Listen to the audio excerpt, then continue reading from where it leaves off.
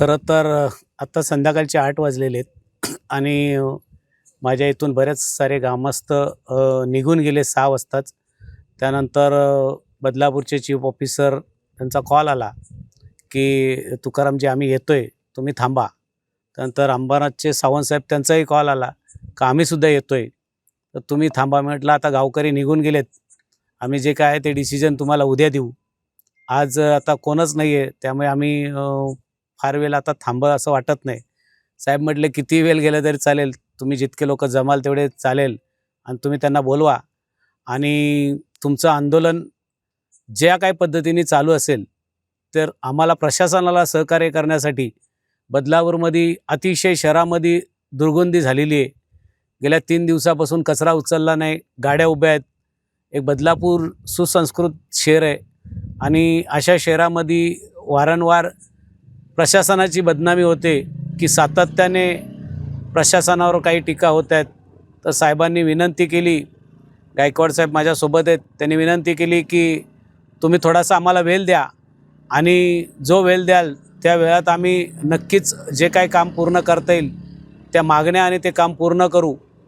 आमची मागणी एकच होती साहेबांना की हे डम्पिंग कायमस्वरूपी या ठिकाणून हलवा, बंद करा. आम्हाला या ठिकाणी फार दुर्गंधीचा वास येतोय.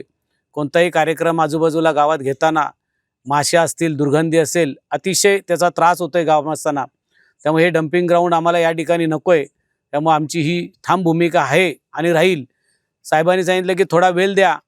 तर मी साहेबांना आजच सांगतो की साहेब, तुम्हाला जो वेळ आज तुम्ही मागितला आहे, तर आम्ही तुमच्या प्रशासनाचे मान, सन्मान आणि इज्जत ठेवून या गावाची आम्ही आज तुम्हाला जो काही तुम्ही 2 महिन्याचा वेळ मागितला आहे तो 2 महिन्याचा वेळ आम्ही तुम्हाला कालावधी देतो. अंबरनाथचे सुद्धा ASI बसले त्या ठिकाणी. अंबरनाथचा तर फार दुर्गंधीचा वास येतोय. त्यांनाही आम्ही विनंती केली आहे की जो डोंगर वाढलेला आहे तो डोंगर तुम्ही कमी करून त्याच्यावर लवकर माती टाकून त्याच्यावर सातत्याने फवारणी करा, जेणेकरून आम्हाला त्रास होणार नाही.